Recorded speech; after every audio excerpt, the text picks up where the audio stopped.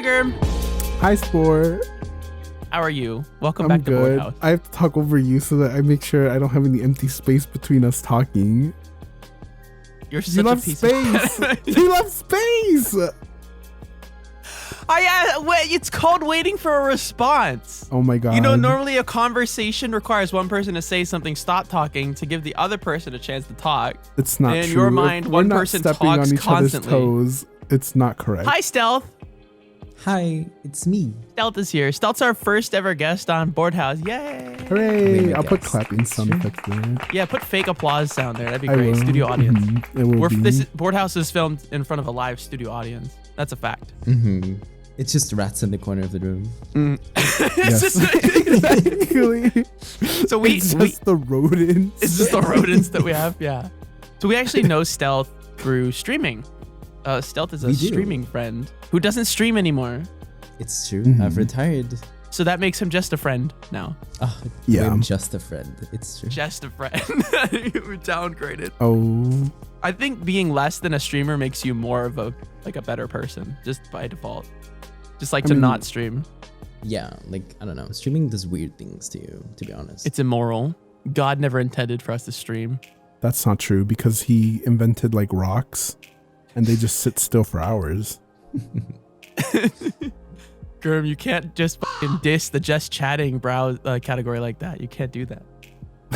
Okay. Well, anyways, I didn't say that. I'll say it again. I think the majority of people in just chatting are the most boring, fucking horrible, awful, lifeless people I've ever seen in my entire life. And the fact that they think they have the ability to just make money with their personality through the power of the internet just befuddles and astounds me on a regular basis. And I think that's a power move. I mean, they're winning, honestly. Like, they are. Like, I don't know. Yeah, I'm salty. That's what it is. I'm just jealous. Wish I could exploit the system. You could Mm-hmm. if feet were allowed on Twitch. Like imagine that. Imagine God, that my world. feet are amazing. The way you're already imagining I this mean- world. There are also a channel points redemption on my channel now. That's true. True. Okay, speaking of Mhm. Twitch, anyways. Yes. So yeah, like Spore said, we've known Stealth for a bit and we did meet through Twitch and Discord, basically. Like that's how we all Mhm. got to know each other. Yeah. But Stealth, I don't know, do you want to like give a little introduction to what you used to do or What I used to do. Can you, whatever you're Stealth, comfortable describe with? yourself in 3 words. Quick, go and go. No, I hate these kind of things. I cannot, for the love of God, do them. It's horrible. Like, that's too much. So he said, pressure. I hate these. That's the description. I hate these. It's All true. right. It's true. No, but I used Self-loathing. to- We can dig I it. used to really take streaming kind of serious. I used to almost stream every single day, except for Monday. That was my off day. I used to stream Overwatch mostly, exclusively. And then I played some like few games on and off, but like it was like mainly people tuned in for Overwatch. Because I was a high elo player. I specifically played Symmetra only. And yeah, like people really loved me. I built a community around it. I grew relatively fast, I would say. I really did start from like nothing. Like I had like 1, 2, 3 viewers, but I kind of worked my way up slowly and rather quickly because I knew kind of how to like get that influx of new viewers through other platforms as well, because Twitch can be a little finicky to grow. Yeah, Mhm. that's 100%. true. Yeah. So, but yeah, like I really enjoyed my time as a streamer. I didn't stream for too long. I think me taking it serious was like a good 4 or 5 months. And it was a ton of fun. But yeah, like as life kind of got busier, I kind of had to like drop streaming a few times to get a bit less serious. I moved countries actually.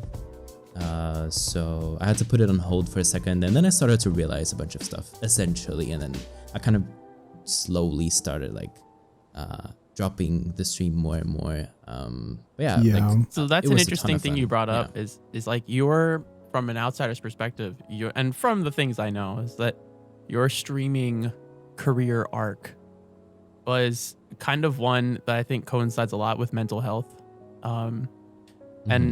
and life, and is maybe something a lot of streamers who might be listening can relate to, because some people are willing to sacrifice everything, their health, their relationships, everything to try and make Twitch work. yeah. And that's not healthy. And so No, it's not. I think It's not. your story is kind of relatable in that your measurement of success was not how many followers you were gaining on Twitch, but your happiness in the moment. No, it wasn't. It was rather definitely, the opposite yeah. even. Because when I started to grow even more, when I got up to a point where I kind of got like 60 to 70 like average viewers without like any hosts or whatever, like they were just like regular people coming back. Like I feel like in a way there was more pressure. Like I started to enjoy streaming even a bit less, I would say, because there was this certain expectation of me, and it almost felt like I was more obligated to do it rather than me just wanting to stream for the sake of streaming and just like having fun and doing stuff. And then I was like, oh, like this is starting to become like a job. Like I kind of feel like I have to do this. And I'm the type of person, when I have to do something, like it immediately drops like a ton of like the fun around it, like definitely. So, but there were obviously like other things involved as well, but like that was definitely one factor for me. Like the success part of like, if quote unquote success, like if you just count like numbers and whatnot, like that did not define how I thought how well my stream was doing. Because when I look back at like the early stages of my stream, like when because I do this a lot actually, I go back a lot and watch like old clips of me streaming, like how I do, or like how the chat interacts. Like I still do that to this day, sometimes go back because it's a bit of like short-term nostalgia. I like that. Yeah, it's good. And when I think of the earlier days, when I was, my stream was like a lot less smaller and I cared a bit less about like how professional it looked and everything, I feel like I was having a lot more fun than when I started to take it more serious. So I don't know. Yeah, I think it's interesting how that works. Yeah, that's why I said your measurement of success was not based on followers, but based on your own personal happiness. Yeah. Yeah, and like that was the thing, right? Like, obviously I'm not trying to like discredit your achievement on Twitch or anything, but it's not like it was like a huge, like big streamer numbers. No, obviously but not. Yeah, from when you went to like literally like 5 to 6 viewers all the way up to like 70, like to us that's pretty decently sized because we're small streamers. Like it was natural growth. Like it wasn't like most of those people came from Twitter and they just kind of stuck around because they ended up liking you a lot. Yeah. It's like you said, like once it started to become more of a responsibility and less of a like, oh, I'm doing this because it's a good time. And obviously other things like you said, it's like an obligation. But like, do you think if you had like kept going at it, it would have like been something that you'd still be doing right now? Maybe, because I was at this awkward phase where the growth was definitely there, but I still wasn't like, I would definitely had some income. And for somebody who was just sitting at home, essentially playing video games, like the income was nice actually. Like it was good income, but it still wasn't anywhere near what I would get doing a regular job. Like, you know, like I could sustain myself living with my parents, but I could still not like go out and like hire like, not hire, but like rent an apartment. Right. So it was like this awkward in between where right? like I would have to push myself a lot further into growth to actually make it work. And maybe I would enjoy it if, because I like, it was just this awkward in between phase where it's like I don't want to look at it as a real job, but it also doesn't feel like just for funsies anymore, because like it's still 70 people. Like I'm like 70 people to me is a lot. Like I don't know 70 people personally. I don't like, if you put 70 people in your house, that's a lot of fucking people. Like it's basically a theater. Like it was just awkward in between. And I think because of the way I was also feeling at the time, I just took the easy way out and was just like, no, like this is it for me. Like I think I just leave this behind and just maybe look for something else. And I always had in the back of my mind where like maybe I will go back to this one day, but it's been like a year now, I think, kind of on and off. Like I think I've almost not streamed for like a year anymore, like properly. So I don't think there's gonna be like anything resurfacing of the same sorts, at least. Yeah, the last thing I saw you streaming was Breath of the Wild. Oh yeah, that's a long time ago. Yeah. While all of this was happening, and if you don't mind getting into it, what were you actually going through yourself? Like, I guess mentally, because that's, to me, I mean, not to like turn you into an experiment or something. No. But that's like the interesting thing. Like, what was going through your head? Do it. Turn him into an experiment. So like the thing about streaming is that from the start, I never really wanted this typical streamer to viewer relationship. Like I don't want people to glorify me or to think I'm this human being above them, and they're like, you know, and they're my peasants watching me. Like, I hate that kind of relationship, which is very common in like big streamer like communities. Like, I kind of hate that sort of like relationships between, and even when I was still bigger, I still felt like I had that kind of community where we're all just like friends, and it was just friends watching me do stuff. Like, you know, whether I would stream on Twitch or hang on Discord, like it was kind of the same vibe. I don't really think there was anything going on, but I started coming to this point where, like I said, in this awkward in-between phase where I was like, I either kind of need to push this further and like maybe do some like something on YouTube, because like I already said, Twitch is one of the most horrible platforms to grow on its own. Like, it's actually really bad. Yeah. And you kind of need something on the outside, whether that's Reddit or Twitter or YouTube. Like, you need something else. Like, there's always exceptions, but like, you know, like, why did you feel obligated at all? Because I didn't have a job at the time. So like, I quit my regular job. And I was kind of planning to move to another country, like back when I was still like really taking streaming seriously. So I kind of wanted to put one and one together and be like, oh, well, if I move to a new country, you know, I can kind of maybe like take streaming even more serious and make that my job, like, you know. So that's one way I either wanted to go, or I wanted to go the other way and just leave it behind and like look for an actual job. The thing with the streamer viewer complex, I think we should touch on that. That's a big issue. And we know how that's kind of gone in recent times, which we're not going to talk about in the podcast because I don't think that's YouTube TOS. It is. People have talked about you know, it. You just can't say the words. Streamers taking advantage of their viewers, or that like empowerment that they have. One of the things I do is anytime my viewers criticize me, I embrace that and I encourage it, because I think letting the viewers feel superior to me and put me down in a playful manner where they're just having fun, but they feel comfortable enough to be able to pick on me, that I'm not like, you know, some kind of almighty being. Yeah. I think that's good. And I've seen that with other streamers that we know too, who have pretty healthy communities, where they let it's that criticism, that, you know, playful, you know, elbow, fucking shoulder punching kind of, but like mentality is good. The thing is, and I think I've recently come to this conclusion myself, is I feel like we've had pretty closely connected communities, right? And we've all basically been part of them, definitely, for the most part, up until like recently. I think it's weird. Like, I guess I understand why they have that relationship of, it is that person you're there for. Yeah. Like, there's a reason that person is, like, you know, put on a pedestal. Like, yeah. I don't know if you guys disagree, but I can see that too. Yeah. No, that's how it gets to where it is, because the whole point is, oh, I'm going to watch Spore today. I'm going to watch Gurm. I'm going to watch Stealth. But if you make it less about you, which I guess is kind of tough, because if you want to grow, you kind of do have to make it about you. That's again the awkward in between like stage, I guess. Like, it's like, do you want it to be fun, or do you want to be successful? Do you want to grow? Because there is, and it's kind of like a peaks and valleys if you charted it out on a graph. Like, it's at the beginning it's fun, and then it gets kind of not so fun, and then it gets, I think it gets more fun again when if you ever get to the point where you're making $1,000 a day streaming, because even if you hate it, you can't argue with making $100,000, $150,000 a year playing video games and looking at a camera. That's the business side of it. I'm talking about, and I don't know if this is getting too like weird and like meta, but I'm talking about like the emotional aspect of getting to know people that way. Yeah. Because like, here, I'm going to say this, and if it's a bit controversial than it is, but basically I've gotten pretty close to a lot of people, including you guys.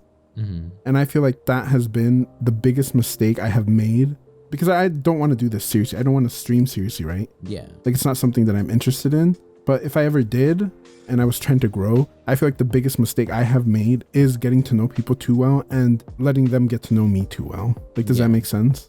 Yeah, it does. No, I understand. Yeah, because you treat it like a small, tight, friendly community of people. You know, you're just trying to build that nice, friendly community, and make friends. Yeah, I guess and that's yeah, a make type of friends. streaming. I think that's totally understandable and appropriate. I think I think for a lot of people, when they enter into streaming, like that's where they should be looking. They should be trying to do that instead of trying to, I don't know, be the next XQC. You're not going to be. It's statistically you're not going to I be. disagree So with that. I don't. I mean, how many people do you know personally that have been trying to do streaming at that level and have not achieved it yet? Versus how many do you know who have achieved it? Not many, but I mean, I Exactly. guess I'm just talking personally. Yeah, I don't really think it's much about like how big they are like as a streamer. I think it's more of the relation between, like, it gets hard emotionally for yourself as well, because when you get too invested into these, like, into people that watch you, like friends, you know, because you're obviously invested in friends. Like, why else would they Yeah. be friends?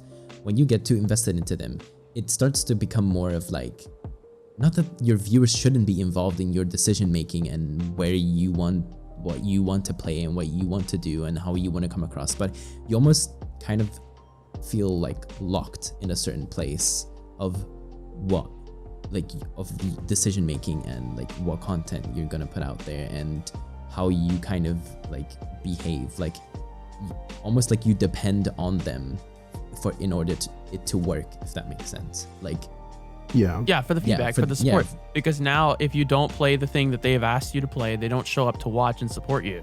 it's not even that's- that per se, but yeah, kind of Yeah. a bit, but also more like, because I feel like if you're like, for example, you start out streaming and you have like 15 to 20 viewers or something, but you know those 15 people really, really well.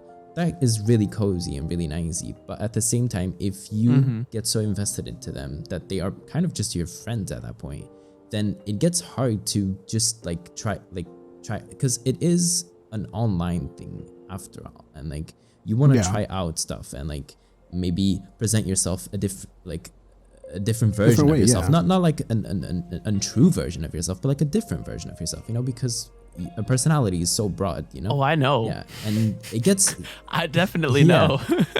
and it definitely gets really hard, I think, when you invest a bit too much in the relationships between your To certain viewers. people, yeah. Yeah, to certain people. And Yeah. I think if you do want to take it serious and you don't want to make it even harder than it already is for you, then I think you do need to like establish boundaries between, like, Oh, yeah, that's what it is. Boundary style. yeah. Yeah, I was gonna say like keep people at a distance. No, don't- it's boundaries. Like, and it's not in a yeah. bad way. Yeah. Yeah, Yeah, it's in a good way. absolutely. But I mean, boundaries in general are always a good idea, like whether they're relationships, friendships, like anything. But yeah. Yeah. Yeah. When you get someone new in your chat, one of the things that I've started doing, which is kind of like a no-brainer, but you know what? I've been doing a lot of stuff wrong for a long time, is when I get somebody new in my chat and I can tell that they vibe, like I focus all of my attention on them and not on the, 10 or 15 people who are always there, because I'm more vested in this new person Yeah. that I can incorporate, they can add to that tight community that's already there. Like, well, there's no value in just ignoring them, But see, that's the thing, Spore. because you can perpetuate the tight community, though. You know what I mean? Yeah, like with if you you- perpetuate the tight community, then it never grows. Like with you, you have a distance there. Like you've always had that. And I feel like that's the right thing you're supposed to do, right? Like keep people that Yeah, come I don't in new, spend a lot of time like talking. inviting people Yeah. from the chat to play in the game with me, other than Vidiot. Yeah. And which I'll say it here, everybody knows it. And I don't do a lot of like, other than movie night, I don't do a lot of Discord stuff. So not to say that I don't want to be close with my viewers, it's just that it just kind of worked out that way because of how busy my personal life is, that I don't have the time to like foster relationships with people, like friendships and all Yeah, that. that's So it's fine. like, Because at the end of the day, I don't think it just, someone tunes into a stream expecting to become best friends with a streamer. I mean, I hope that's not your expectations, because if you do, well, you're in it for like yeah. That's weird. Don't do Yeah. that. Don't start streaming to do any other than like friends and maybe people to play games with. Like, that's if you want to meet people that way, but don't do it to meet like. That being said, it's how I met Gurm, but I met him through an Overwatch comp game. So a quick play game on Hanamura, which is weird, but that's a whole other story. The way we said we would tell that story in a different podcast. Did we tell it already? No, we said we would. One day. And let's One day. never do it. So that way we just keep saying one day. Yeah, definitely. No, I you know, like, I think sometimes going out of your way to like one of your more supportive viewers tweets or Instagram photos or something like that's meaningful. I think that's important to do that, to show them that, hey, you know, I support you, especially the artists that follow me. Like, I have some really talented artists that spend a lot of time in my chat, and if they post something, if it comes across my timeline, I like it and I retweet it if I can. So like I feel like thank you for supporting me, let me support you kind of thing is appropriate in some cases, but you don't owe them anything. That's the other thing. You don't owe people anything. You really don't. And You shouldn't feel that way. Me and Stealth were talking about that a bit, about how like I feel sometimes like I need to do stuff for people, and like I have a real big problem with that, but I'm working on it, like boundaries. But like Stealth was saying how, and I don't know if you mind me bringing it up, Stealth, but like No, you can go. yeah, like how you kind of just worry about yourself, and like, and I think that's really important because it's mental health. That's mental health stuff to me, and like it's weird how we ignore. Anyway, I go out of my way to ignore my mental health sometimes just to like help other people. And I just don't worry about myself sometimes. You don't have that issue, and that's really interesting to me. I laid in bed for 8 hours today. I woke up at 10 a.m. and then I went back to sleep on and off and slept until 3:30. And I didn't get out of bed until 5:30. Very good sport.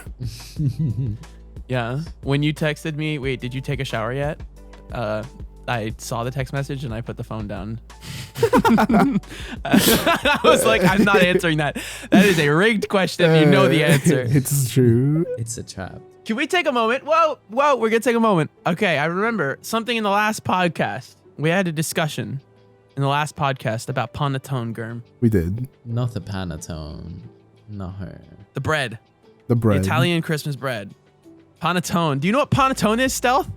I kind of do, because I Have you had it before? I think I don't actually remember, because I think I had a friend and he was obsessed with it too, because he had like, it's like this Italian cake or something. Yes. Oh my god. Kind of. Yeah, and like, but it's like in a box. Like, I don't know. Yes. Yes. Yeah. Have you like, but if you haven't had it, then you'll never know. But I can't remember myself eating it, but I think I did. But did you like it?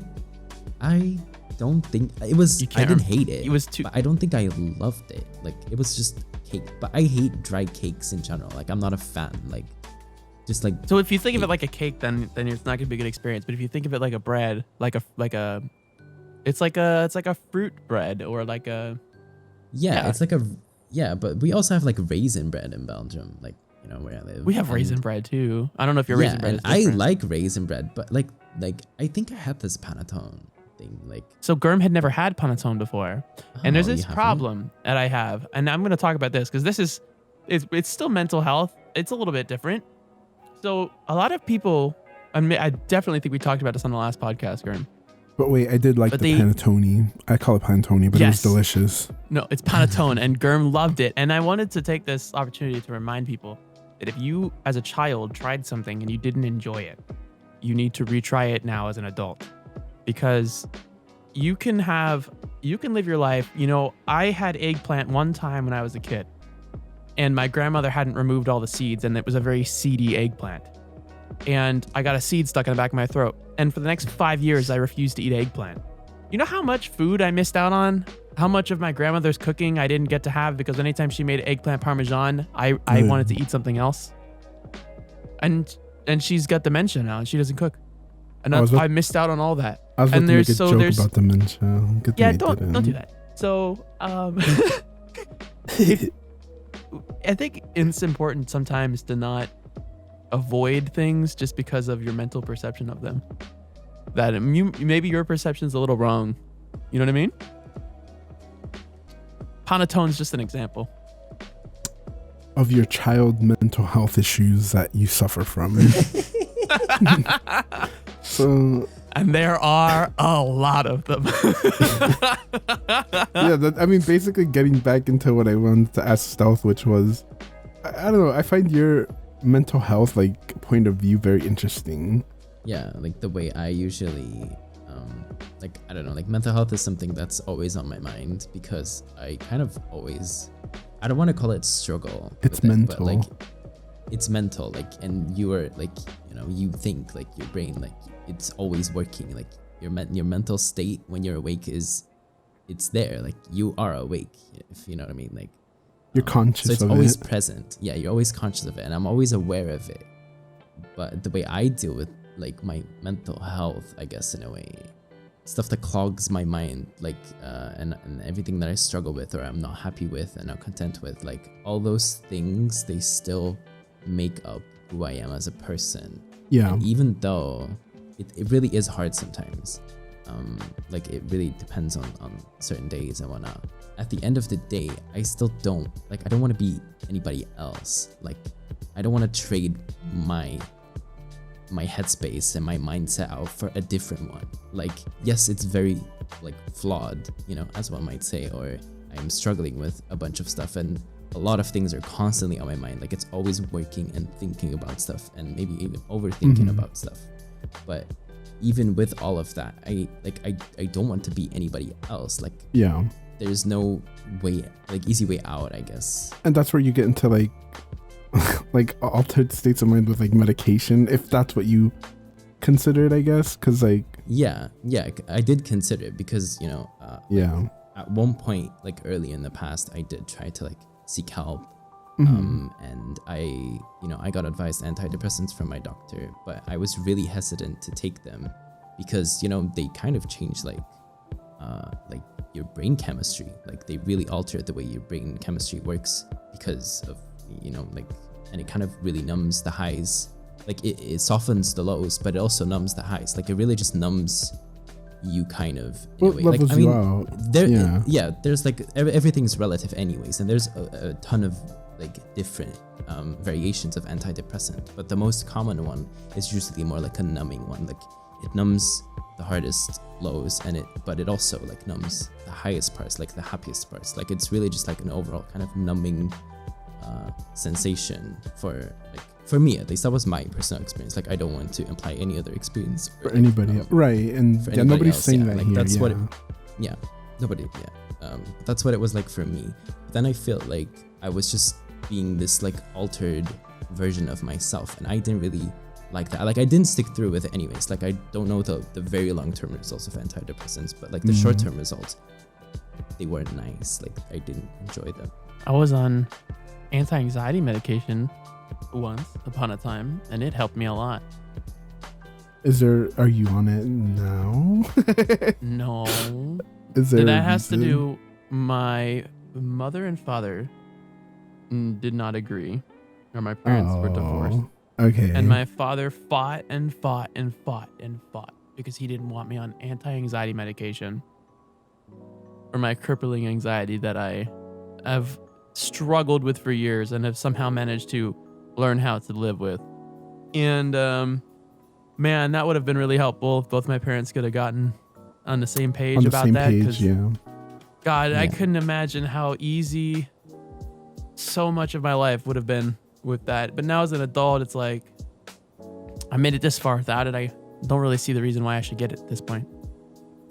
But I'm not the same as everybody else. So Yeah, that's the thing you have to keep reminding yourself. Like my opinions on these kind of more like sensible topics like antidepressants and mental health, like they're very, very personal. Like whatever keeps me like healthy and here and present and aware, and like it's my own experience. Like I don't think any, like when it comes to stuff like that, you really do want to talk to professional people who know Yeah, what they're talking about. definitely. Like you can always like you know like talk to friends and stuff like that, and you should like talking to friends and talking if they're to people comfortable with it. is good if they're comfortable about it, Yeah. obviously. But I wouldn't take advice from people unless they like go through something extremely similar and you do feel like a kind of like connection between how they feel or you feel. Yeah. I don't feel like taking advice on stuff like that is like you have to just be very aware of what you're doing and don't get too like influenced by what other people are saying, because I think mental health, like your brain is something so complex, and it's just impossible for like two people, in my opinion, to experience the same kind of mental health issues or like anxiety, or like everything is so complex and so like personal. Like I don't know, like it's hard to speak for like other people than yourself because you kind of just can't. Like, but yeah, I just kind of want to like. Yeah, because like I mean, yeah, the way you look at mental health and how medication is. I mean, Spore too. Apparently, I didn't know that about him. Just like that he sees surprise that he sees anti-anxiety medication as a waste. But like, I don't. I've never taken like medication for anything like that because I don't. I don't want to say I've never needed it, but I've never gone to the doctor and been like, oh, you're this and you need that, right? But like, I feel like if I did, and maybe I do, but I just don't. Like the way that you would just walk out of there with an entire booklet of fucking prescriptions. Well, like that's the thing. Take this one before breakfast. Take this one after lunch, and you need to take this other one three times a day. My mom takes so much medication, like it's insane to me, right? Yeah. And like she takes like liver meds, high blood pressure, a bunch of other stuff. But like I don't know if it's legal to say this, but she lies to her doctor so that she can get things. Like she'll say stuff so that she Bars can get and tone. refills. So like I guess basically what I'm saying is, to me, I guess if I thought I needed it, I would take it. I don't like taking medication either, but I don't like me neither. Yeah, I don't like taking it because I feel like it numbs you to medication. So then when you actually need it, it doesn't do anything for you. Yeah. Like, well, you can build a resistance to certain things over time. So yeah, but see, I don't know how like that's anxiety meds or antidepressants work at all. Well, you know how I said, well, I don't feel like I need the anti-anxiety medication anymore. And then last night I had a 3-hour panic attack about a keyboard. Yeah, I remember. And I was with Spore in that call. And like, I don't want to say I deal with you because I don't. Like, I like talking to Spore. But he was literally like debating with me about something that he's so happy about now. It was so weird to see. I just decided to keep the keyboard. But I ordered a keyboard. This is for those out there who have severe anxiety issues. I mean, I know someone who has anxiety issues so severe they can't leave their bedroom, and I know people who have anxiety issues that are not really that bad, you know. But you know, I can kind of see all ends of the spectrum there. So just to give some context to people, when people say that they have anxiety and you're like, oh yeah, me too, so does everybody, it's not always the same for everyone. And sometimes you can order a mechanical keyboard with brown switches, and the one they send has red switches. And then you try the red switches out and they feel kind of good. And now you have no idea what the right decision to make is. And you have people emailing you from the company telling you, well, do you want to send it back? Here's the shipping information. Can you send us these pictures? And then all the pressure starts mounting on you. And I don't know what decision I should make. Do I like the red switches? But if I send it back, they'll send me the brown switches. But the brown switches feel better than the brown switches I already had that I've been using for the last 4 years. Or should I get the red switches? And maybe it's a different feel and I like the different feel. And that is anxiety. And that's the thing that weighs down on people who have anxiety issues. And so it's not the same for everybody. And for people who, for me, I don't really have those issues on a regular basis. And it was weird that last night that this was just, it kind of just ticked the right way to push me over the edge. And I've been pretty good with my anxiety for years. I haven't had big anxiety issues since school. And so, which was like 6 years ago.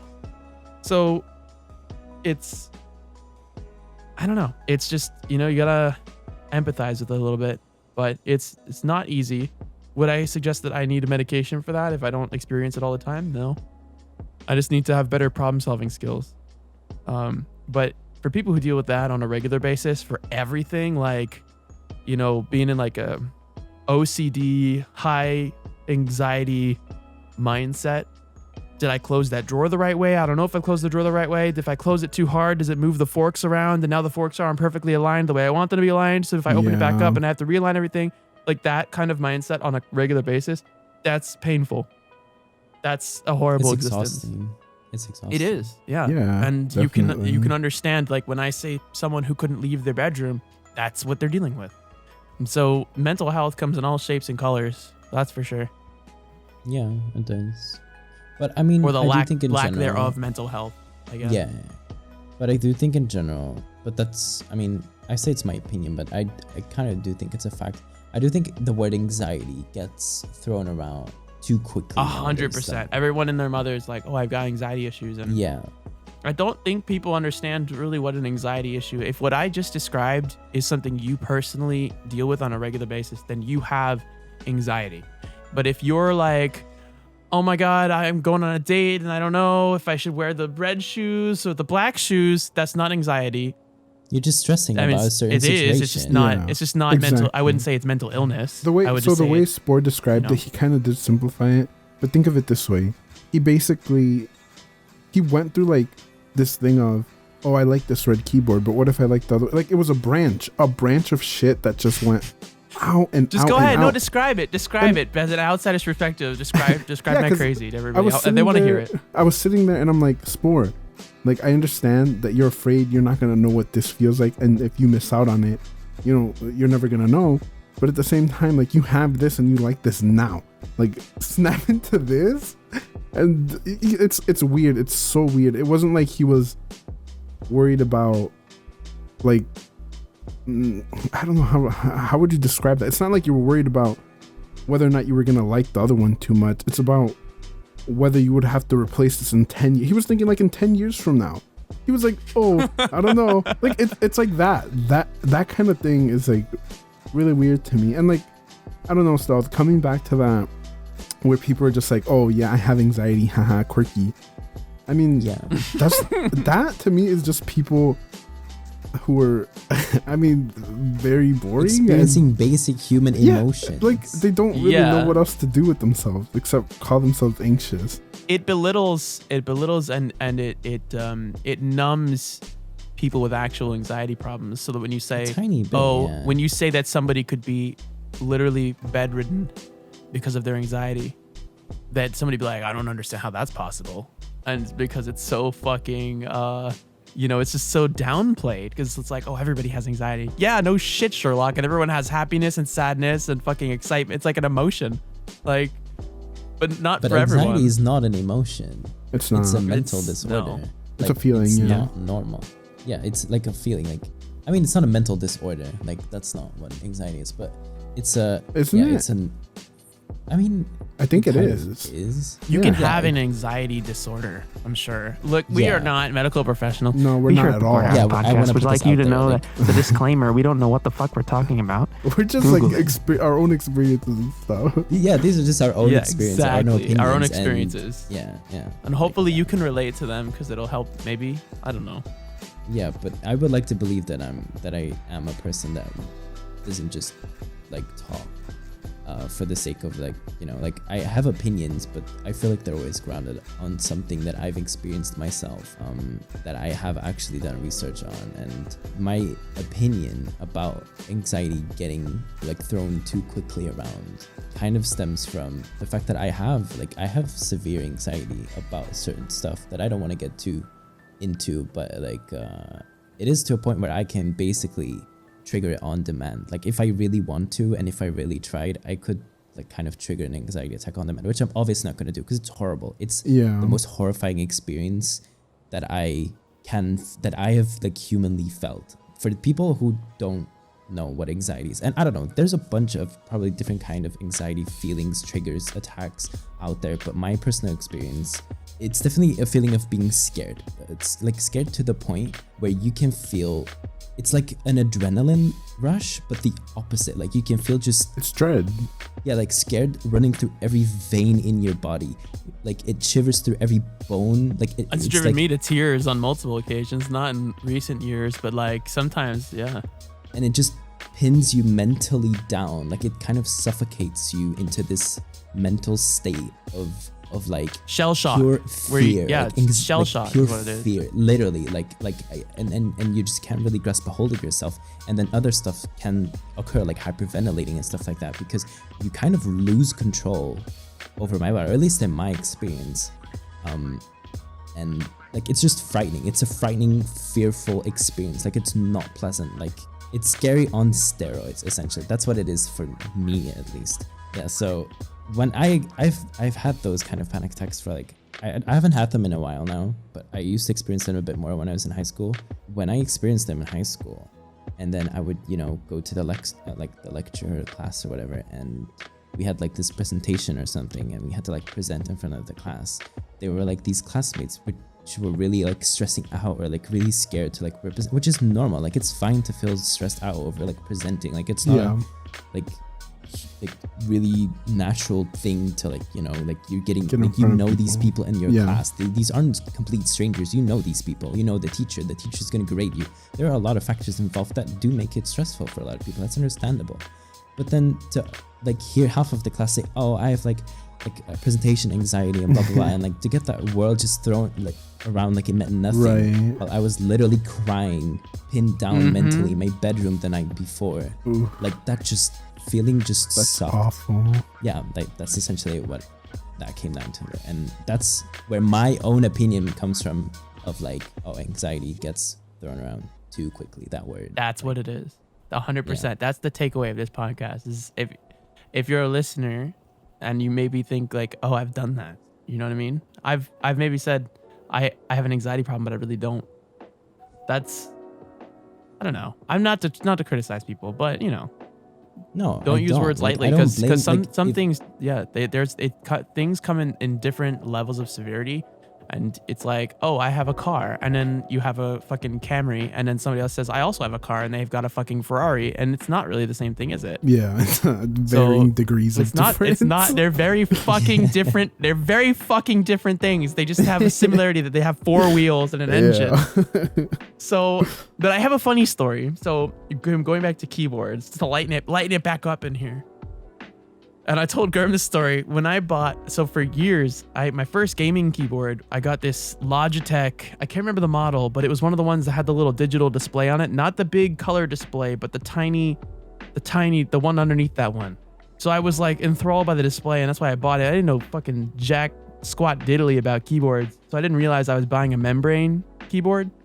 So it wore out after a couple of years. Wait, what's a membrane? And so keyboard? I needed membrane keyboard is it's non-mechanical. Like the most it's common got like type of keyboard. Yeah.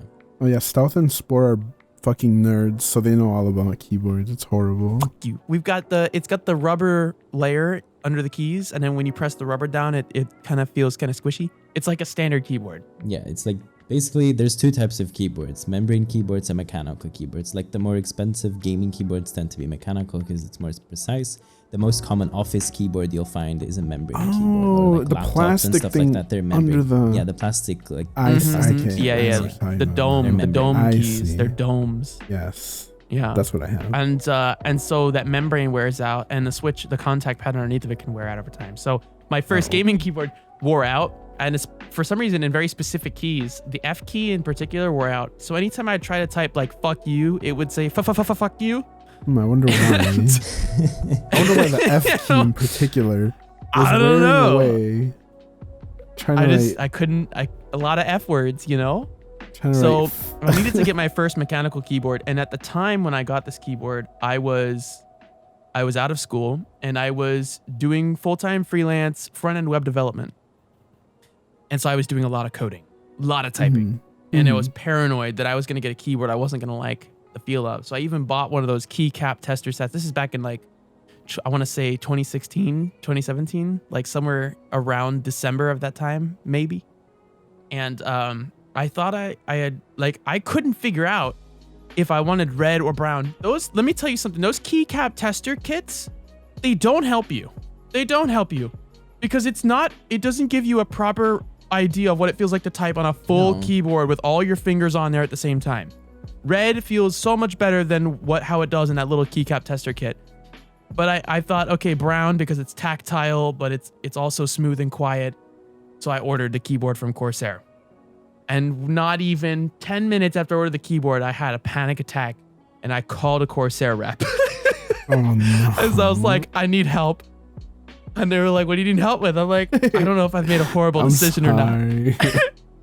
And this poor fucking man, I could hear the I don't want to deal with this today in his voice. He was like, I was like, I bought brown switches, but I don't know if I should have gotten red switches. I do a lot of typing, but I also do a lot of gaming, and I'm not sure if the red switches are really good for typing, and I'd really enjoy that smoother feel over the brown switches. So if I order the keyboard and I don't like it, can I send it back and swap it for a red one if I'd like that more? And he's like, Jesus Christ. yeah, we have a return policy. I was like, this poor man sticking to some random fucking weirdo in Florida, freaking out in the middle of the fucking day, in the middle of the fucking week about a keyboard. It's like, Poor guy. I'm sure he still thinks about it to this day. There's something for your anxiety to keep you up at night, wondering if this man remembers you. I hope he remembers me. They'll all remember me. Wait, I kind of want to go back really quickly on Okay, here we go. the thing I said about like the presentation in class. Like, stage fright is a thing. Like, I just want to put that out there. Like, Yeah. if you have genuine stage fright, that's a thing. I don't want to invalidate that, by the way. But like, I'm just talking Yes. about people who are just experiencing normal amounts of high school stress, but just labeling it like Anxiety. incredibly You can labeling conquer anxiety. stage fright through practice of speaking publicly. Yeah, you can conquer a lot of things with practice, but that's not. You know what I, helps with like, stage fright? Want to say, but yeah. Twitch live streaming helps with stage fright a lot. And also, and listen to those out there who's like, well, I'm never going to speak in front of a large audience. It doesn't have to be a large audience. It could be a small corporate room, but you're in the Yeah. room with the 3 people that run the fucking company with 1,500 employees. And if you fuck this up, you're gone, baby. So like it can be just as nerve wracking as giving a speech. I've given speeches to rooms of 150 or more. I've given speeches to rooms of 10 to 15 or more. And it's nerve wracking. And sometimes you rehearse that speech over and over and over again. I will pace around my carpet is worn from the tracks. I have walked hundreds of thousands of miles in this apartment easily. True. I've seen it. And Germ knows because I'll be talking to him on Discord, and he can hear me fucking like fucking pacing around this place like a crackhead, because I am. And I just talk to myself and I practice speeches over and over and over again. And then you go and do the speech and it doesn't come out the way you practiced it, ever. You know how when animals start going crazy and you know when animals go crazy and they just start like spinning around in their cage because they've been trapped for years and years? Like, isn't that just humans? I'm sorry, but like, okay, I watched a documentary, right? And it was a vegan documentary.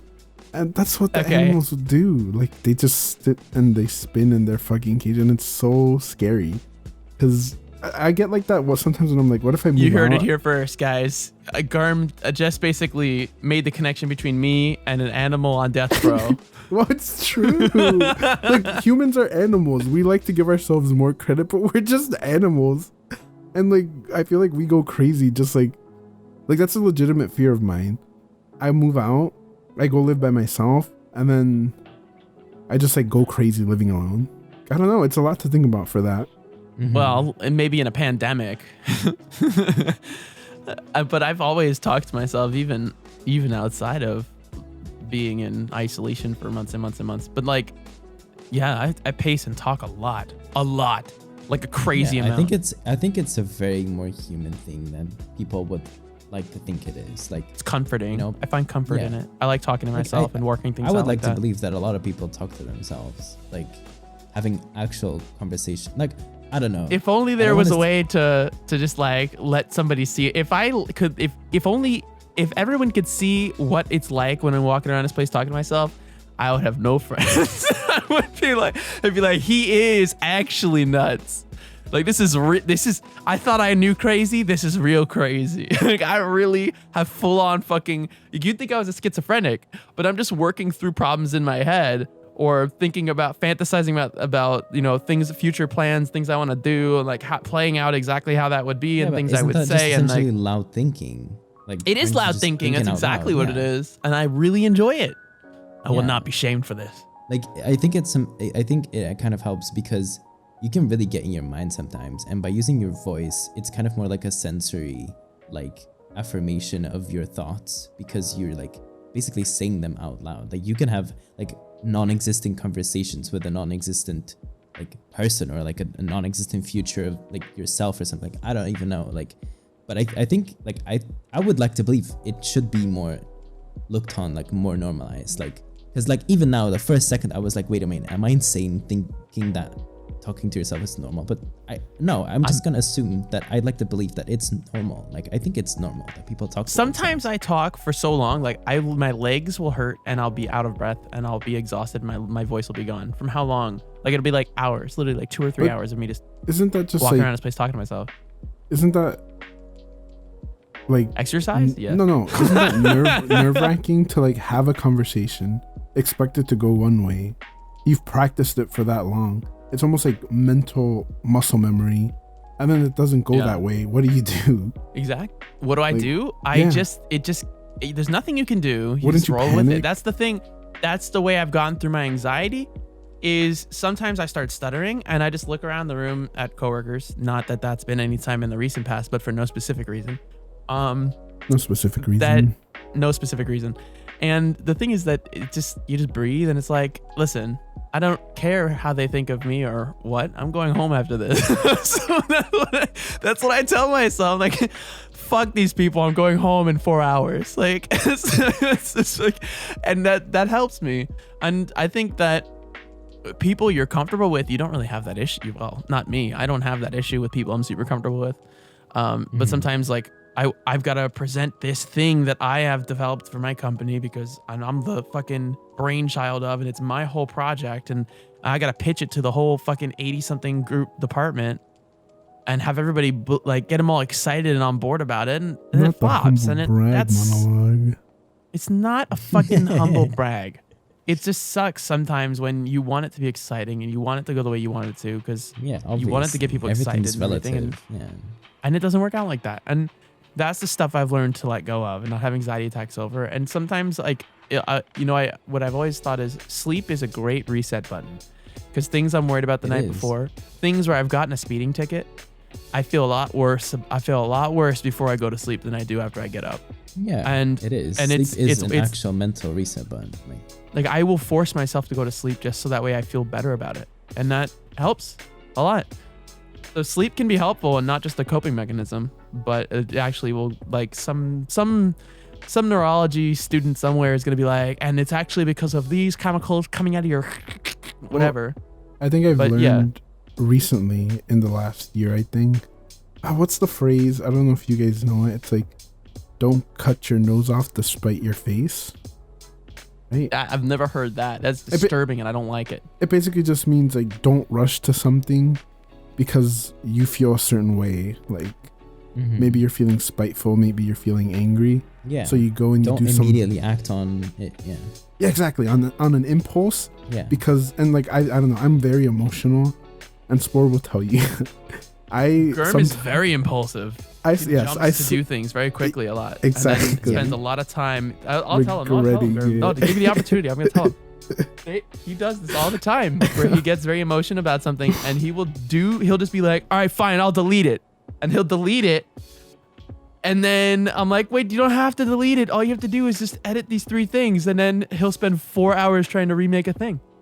But like, Because he very hastily deleted it. And that's just an example. I've been working on yeah. it, so I don't do it. But at the same time, when I was doing it, there was never this regret. There was never a regret of having done it. Yeah, I feel that. I feel that a bit. Which I think is weird, because I would regret the shit out of that. No, I think I definitely side with Garm a bit here, because I would like to describe, like, if I have a few things to describe myself, I would definitely describe myself as a very emotional person. Like, my emotions are always all over the place, and I have a certain importance to them, and I like them. Like, I like being an emotional person. But yeah, what Germ is describing, I feel that because I can get really invested into certain emotions that I feel really fast. Like, it can go from like 0 to 100 in like an instant. Oh, absolutely. And I am kind of an impulsive person as well. Like, I really try to control it, and it's gotten better. But like, those two indeed give you this, like, this type of behavior where indeed you want to act really fast on like these whims of emotions that you get. And And like you said, there's usually no regret involved at all. Like you will actually feel better acting on that whim. Yeah. To some people, I can see how it's like, oh no, why did you do that? Like that was so completely unnecessary. But like it's that short-term fulfillment of that whim makes it fine for you, I guess. But I might actually sleep over it.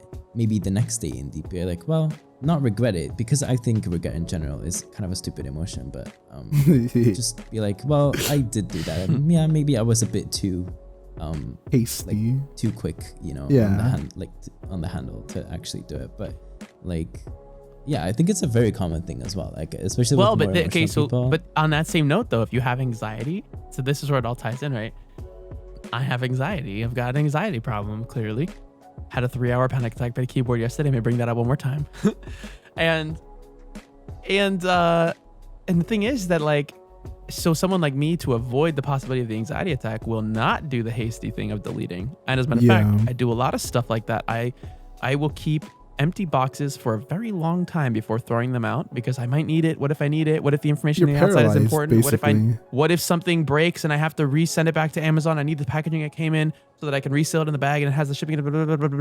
And like, that's how I live. So certain things I go through, like where I'll keep a box for a year in the corner of my apartment before I throw it out, which is not healthy. And that's like borderline hoarding. Yeah. Except I don't live in like a fucking landfill, so I couldn't be on TLC.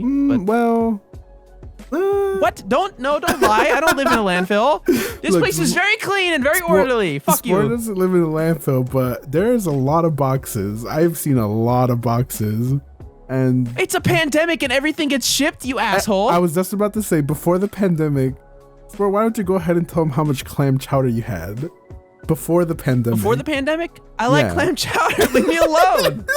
What is this?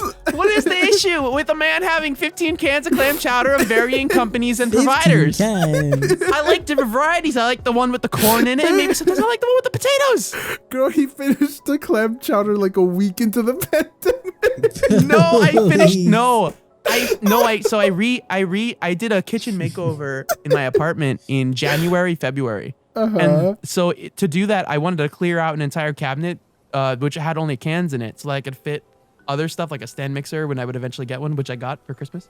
Nice. Yes, very nice. Shout out to Super Freckles. And yeah, shout out to Super Freckles. Thank you for the lovely gift. The thing is that there was a lot of clam chowder in there, just from years of just buying it. Okay. Years. And I was like, I gotta get rid of this clam chowder. So I ate all the clam chowder, and then the fucking pandemic starts, and we're going into lockdown. And I'm like, I just ate all of my canned food. I was like, what? I've been cheated. I waited this long to have fucking cans in case of an emergency, and I eat it 2 weeks before a goddamn global pandemic. Are you shitting me?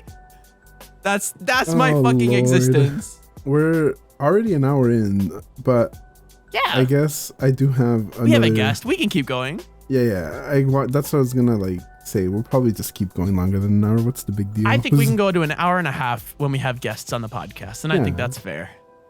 Because like another question I had for Stealth was basically because you do streaming, or you did.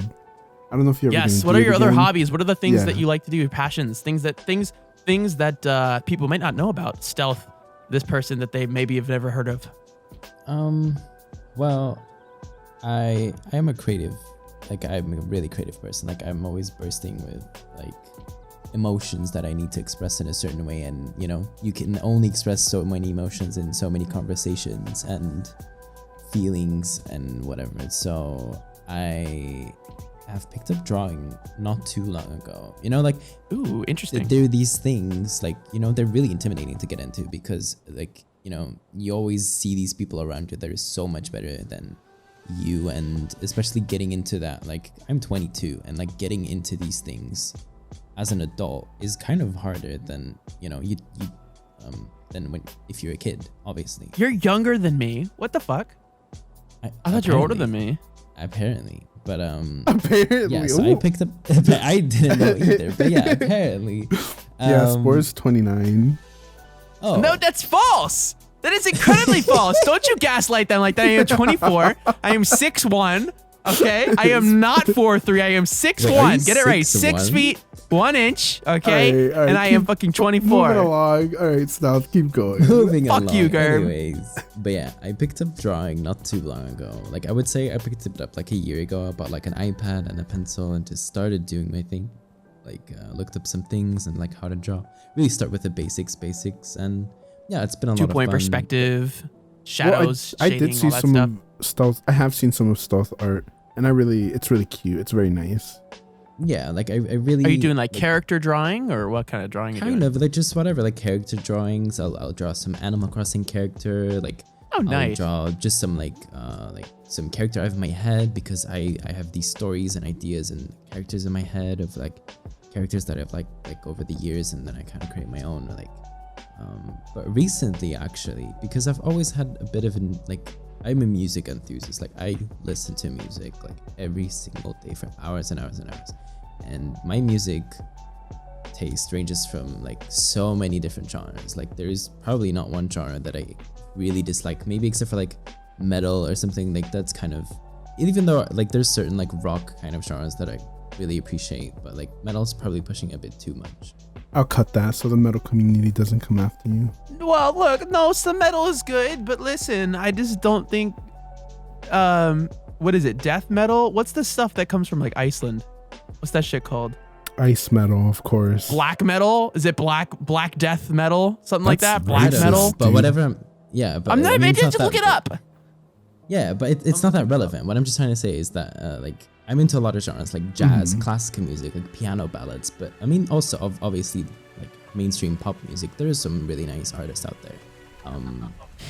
It is called I listen black to metal. K-pop music.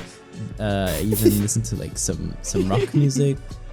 So yeah, all I'm trying to say is I listen to a varied amount of music, and I feel like I've always had this ear for like musical like tones and like the way certain music like can convey an emotion or expression or a message even. Like Sure. to me, when I 100%. listen to like a piano ballad, for example, it can make me like bawl. Like I can just start crying. It's like it's trying to tell me this story in a language that I can't really understand yet.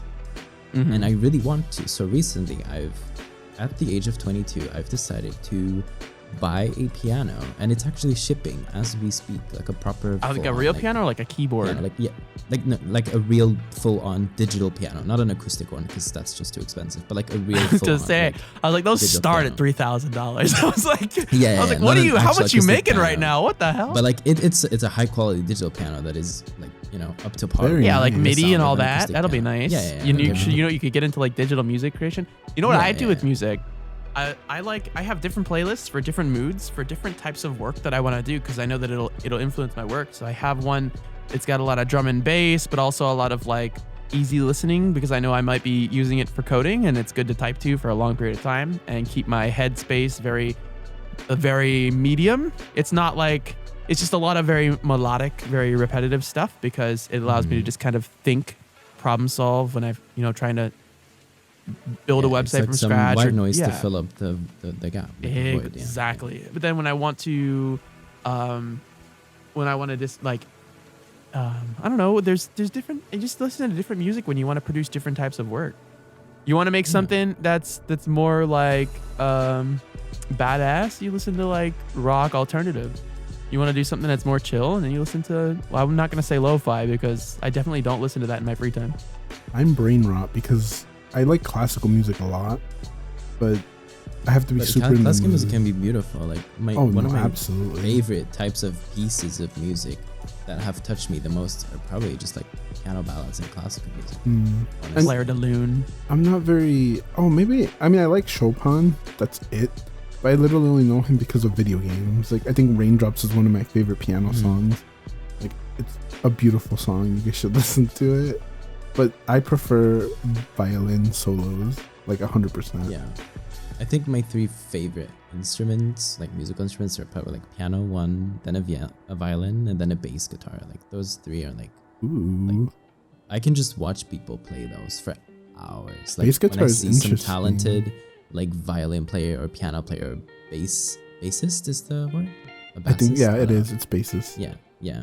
When I can just keep them playing for hours. Like I just find it so inspiring.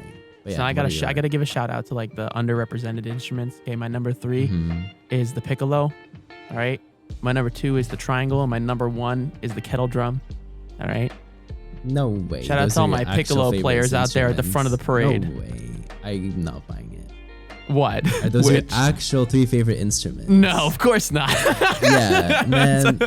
I was like, no fucking way. I like the clarinet a lot because that's what I played in high school, and I think it sounds really beautiful. And I like that the clarinet. Did do orchestra or band. Yeah. I was first chair. The thing is that clarinet actually there are different types of clarinets. There's a bass clarinet, and there's like an alto clarinet. There's like different clarinets, and there's one clarinet that has a little swoopy bit on the bottom, where it comes back up just like a small thin saxophone. Yeah. And there's a straight saxophone that doesn't curve and come back up, and looks kind of like a metal clarinet. Fun fact: the saxophone and clarinet pretty similar actually. Except saxophone's like a brass and clarinet's a woodwind. So, I hate. or it's a bit different. I hate band kids. If you're a band kid out there, I hate you. That's it. Gurm talking to his reflection right now. No, I'm Staring not a into a band mirror. kid. Band kids are You disgusting. are. They just spit all over the fucking carpet and we're funny. No. Please. Listen,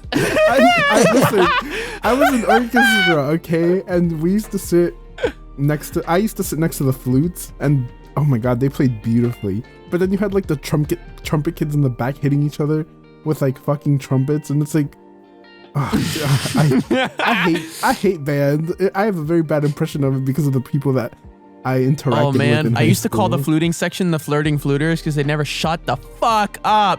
We'd be in the middle of a song and they'd still be talking. How like the teacher has the little stick up in the air and he's trying to conduct us and they're still talking. They'd It's never called a shut up. baton spore. I would lose my shit in mid-song. I would look at the teacher, I'd mid-song, I'd just snap. I'd be like, right before my part, I'd just turn and be like, would you shut up? Please. Please. Reasons why I got suspended so many times in middle school. Yeah, I mean that's cool stuff that you're like picking up an instrument now. Like a lot of people would be like, oh, that's dumb, but Yeah.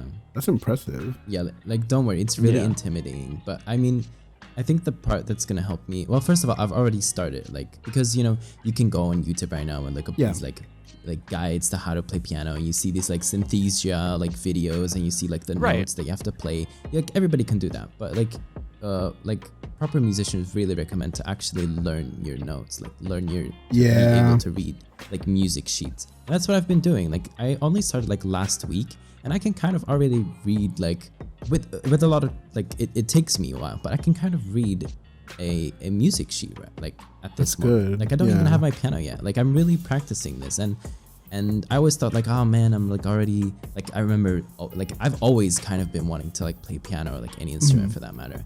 But I was like oh, already 18, or I'm already 20, I'm already 22. Oh, like it's yeah. too late. These people have been playing piano since they were 5. You know, like I'll never. But no, you just gotta stop making excuses and stop bitching and just start doing stuff. Like you really do. I think that's really important. That's like a really good thing to, yeah.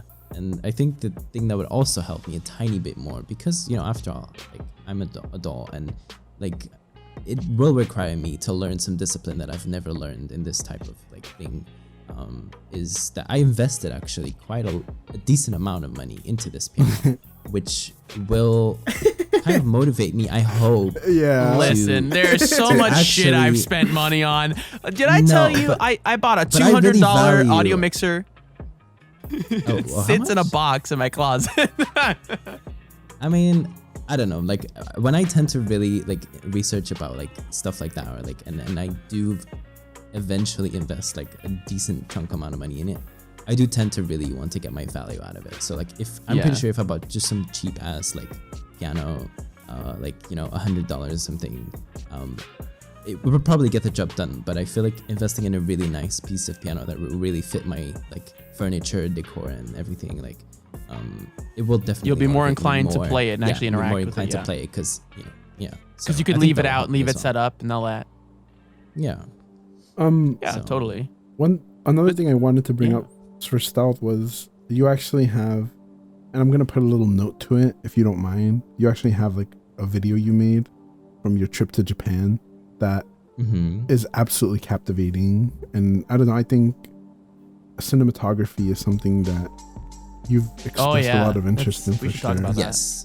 Yes. Stealth is a cinematographer and has a lot of. That's actually, I've seen the work. I have seen the work with my eyes, and it is good. It's not like Stealth bought a fucking GoPro and it was like, hey guys, I'm a filmmaker. I'm a filmmaker, guys. I own not just one GoPro but two. That makes me a filmmaker with multiple. I have a 2-camera angle setup. I edit an iMovie. Guys, I'm a filmmaker. I have Final Cut. Guys, my mom gave me the credit card and let me buy Final Cut. I'm a filmmaker. Final Cut is what they use to make movies, guys. I'm a filmmaker. I have 2 GoPros.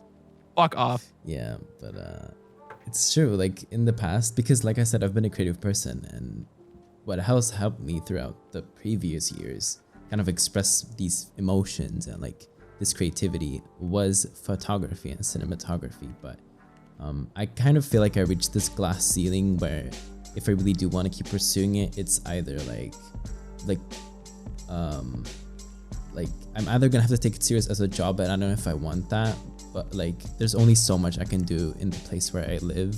Yeah. And I feel like I either, it's more like a hobby after all, and Right. it's still gonna be relevant to me when I go to a trip. Like I went to Japan, I made this like cinematic vlog or whatever, and things like that. But did you use a yeah, I think I DSLR for definitely- that? A DSLR? No, that's actually like a professional grade cinema camera that I used for that video. Really? How did you? Was it like a? Wait, did you use like one of those Black Magic Minis or? Yeah. Period. It's one of the newer versions. Yeah, I just bought it. Like I have no actual good reason to buy other than the knowledge that I have about it and the skill, I guess. But yeah, I literally have it just sitting here in my room, just a casually cinema grade. Casually. Sitting around They're here, not. literally. They're not that. Germ. They're not as expensive as you think. They're not as expensive as you think. They're. Yeah, they're the one pretty, that it's I not like bought was like $20,000. It's like $1,500. Yeah, it's That's like expensive. the one that I bought was like $2,600. It's still like a Mama, lot of That's money. not for a camera. expensive. That's not rent. expensive. That's You could get a somebody's Canon. rent. Well, it depends. Okay. Well, anyway, the thing is that So besides these poor people out there. so we know what Sport thinks of money. I No, think it's funny. you could Wait, buy a no, like- DSLR body for like $4,000. You know that, Germ. Yeah, but no sane person unless you're actually like a professional. Yeah, Yeah, no, that would but buy you it. know Yeah. what? Listen, my mom let me use the credit card and bought me a $4,000 Canon, so I'm a photographer now, guys. I have 2 GoPros and a $4,000 DSLR and Final Cut Pro. It's Yeah, true. like I think It's true. my sister's mother-in-law has one of those fancy cameras, and out of everybody, I'm the only person that can kind of. I don't want to be too generous, but I've taken photography classes, film classes, so I know like the basics, right, of how to take a Composition decent and photo. yeah, all that stuff. Because I don't just turn my camera slightly on an angle and call it a good photograph and post it to Instagram. Like I know what it's I'll fix supposed this to in look like. Instagram later, guys. Don't worry. Exactly. Yeah. Like so I know how to like use it, but oh my god, seeing stealth stuff is just very nice. Like it's weird. It's different.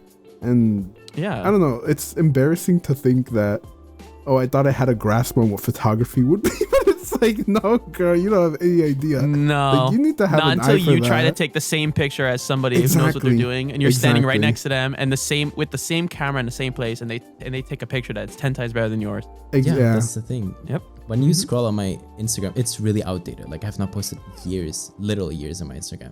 But when you scroll Yeah, down my same. Instagram post, you would be surprised how many of those pictures, even people like sometimes they will even like when I tell people like, oh, pick out your 5 favorite pictures from my Instagram. Like they will pick out pictures that I took with my iPhone 5, like Yeah. literally, like my iPhone 5. Like I that think I did camera in today's world is garbage. Like people would say, this is a horrible camera. Don't come anywhere near. Like it's garbage, you know.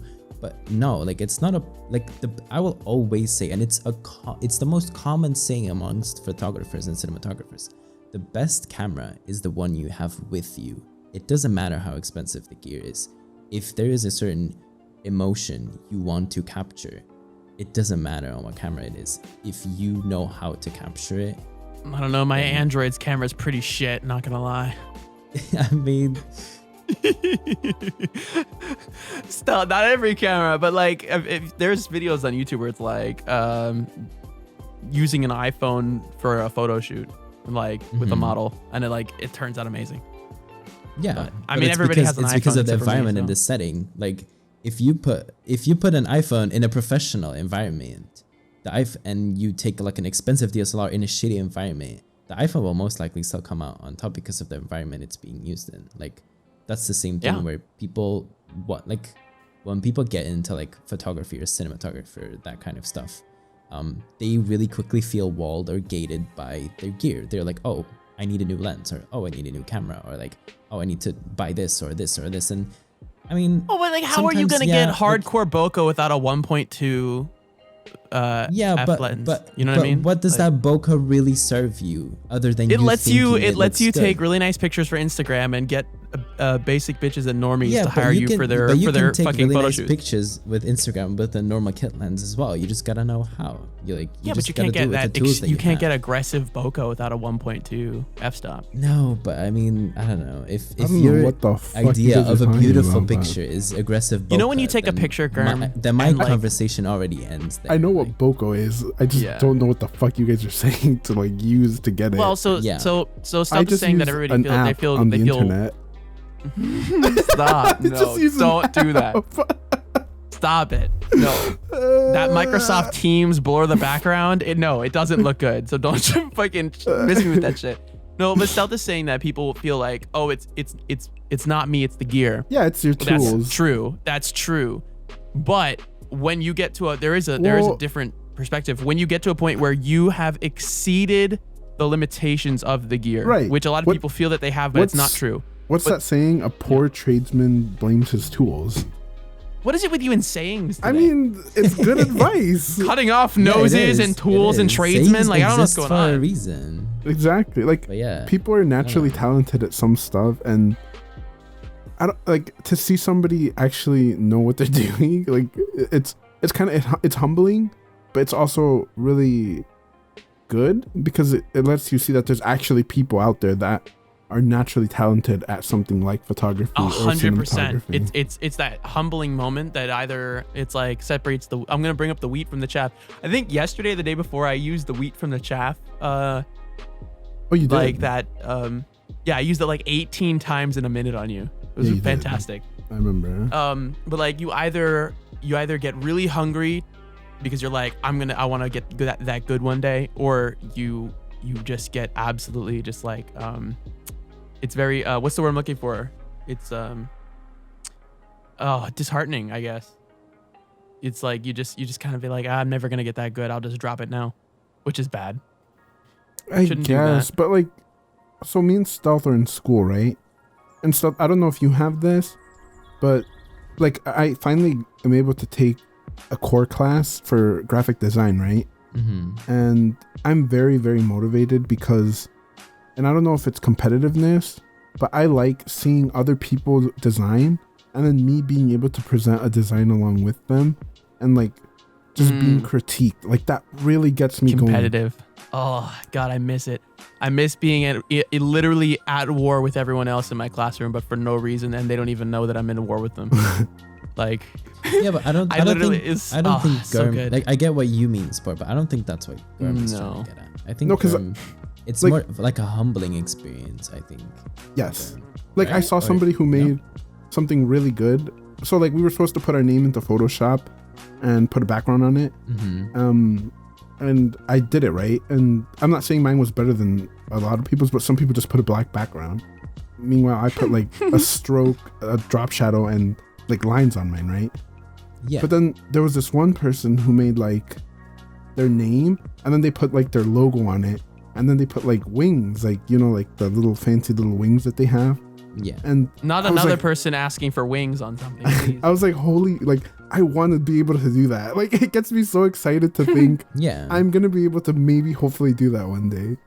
Yeah, it was like a humbling, like, oh, like, wow, I'm here now. Like, yeah, Exactly. Yeah. It's weird. I It's guess it Yeah. is weird. maybe. Yeah.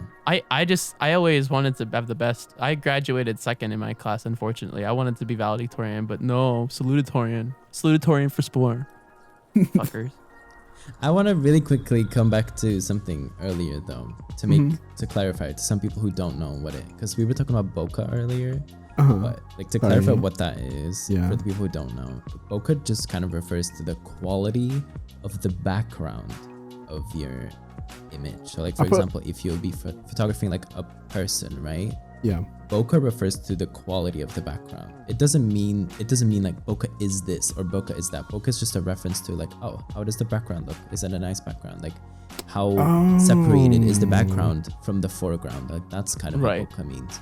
So But if you, generally like, it comes down to, like, Google when lights are out of like focus. BOKEH, like bokeh, you will generally see those like really extremely blurry backgrounds with like these like light Circles. flecks and like That's circles. what I Like think. that's the Yeah. Yeah. yeah, that's Yeah. the typical thing of bokeh, but that's not what bokeh means. Bokeh just refers to the quality of the background. So when you have those like night lights, like light dancing fleckles, like, you know, it's pretty to look at, I guess.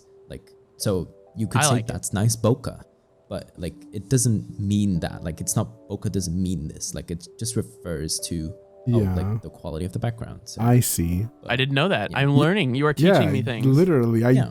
I thought it was like the big light bubbles that you just saw when you did that. I mean, yeah, that's a piece of, yeah, that's usually right, what right. It's people part of put. it, but it's you're it's part basically of it, describing like- it like it's a theory of what it is. Yeah. Jerem, Like, let's the change the idea. bokeh definition to make means it so we those, were like, right the whole nice time.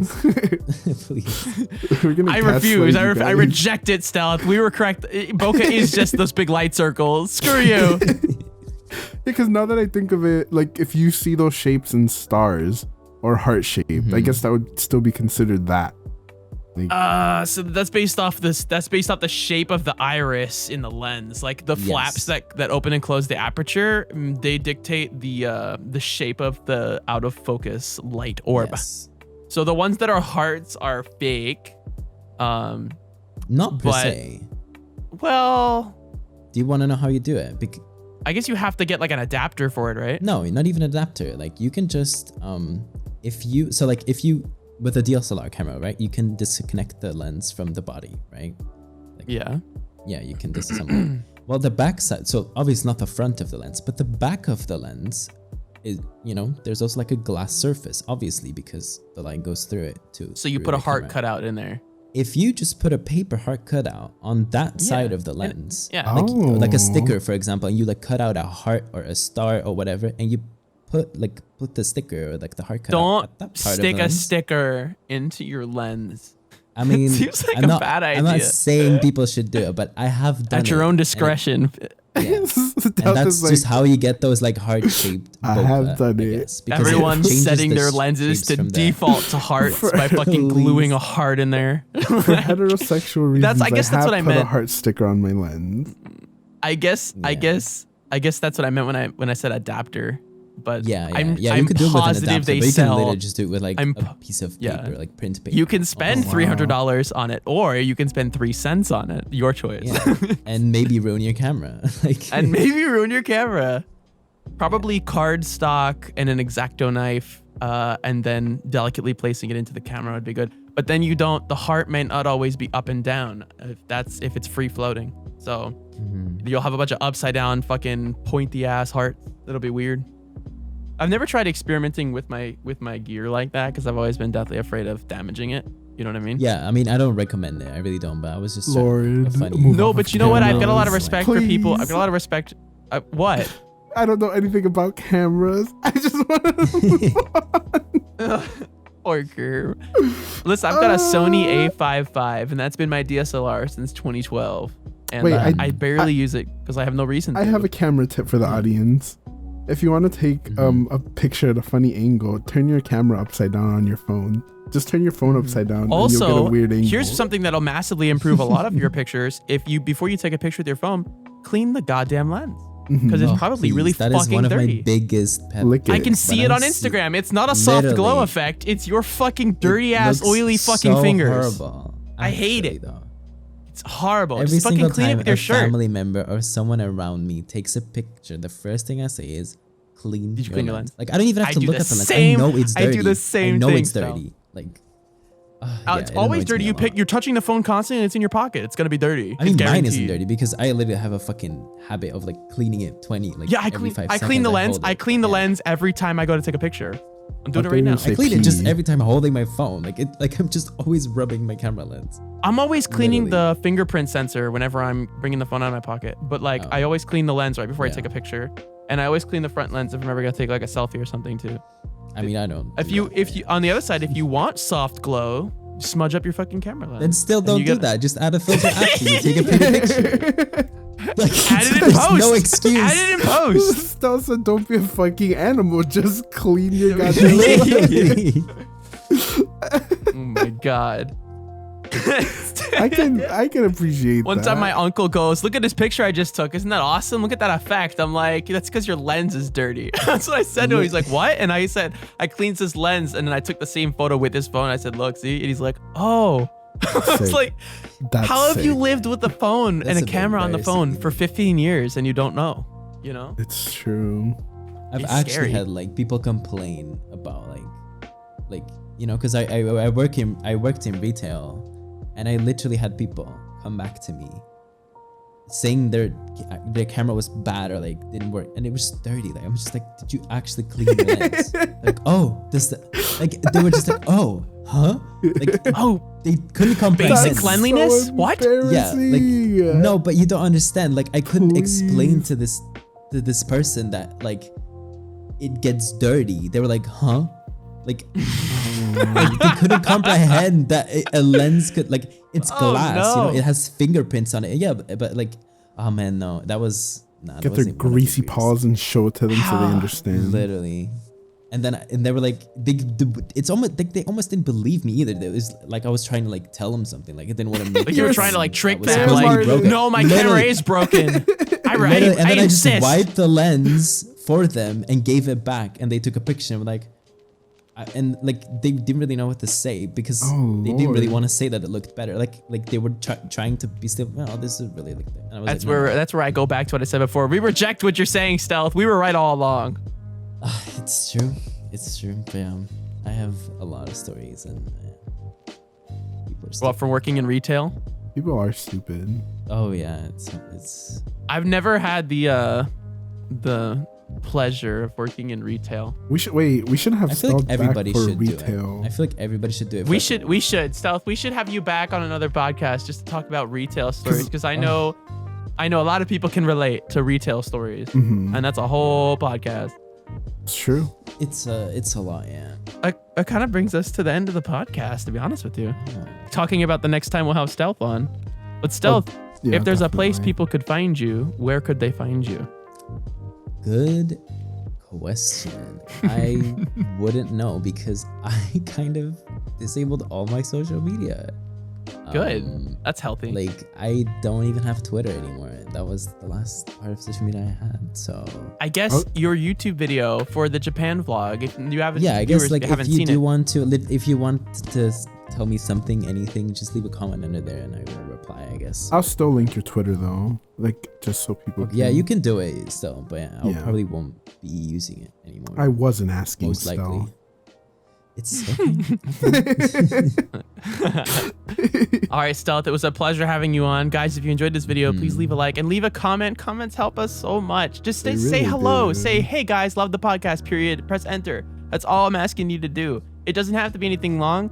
It's just the comments help in the algorithm. And then if you wanted to go a step further than that, you can go to the iTunes Apple podcast place and you can write a review to help our podcast reach more people on the Apple platform. And I would appreciate that too. I feel like I never talk at the end, but I appreciate you guys a lot. And me and Sport are having a lot of fun making these Broadhub videos. And yeah. I had a lot of fun with Stealth being here. Like, I don't know. This was more fun than I thought it was going to be. Not that I think you're boring, Stealth, but I was afraid it was going to be like really stiff and awkward, but it was really fucking fun. No, like I don't know. It was super fun. I still feel like I have like a billion things I could talk about. And I was Yeah, going to say it's, that too. Like, there's still so much yeah. more that I want to talk to you about. And yeah. I just wish we had more time, but it's But too alas, long we now. only have so much time. Yeah. So Stealth will be back. for sure. that's it. Bye, everyone. Bye, guys. Okay, bye. Bye.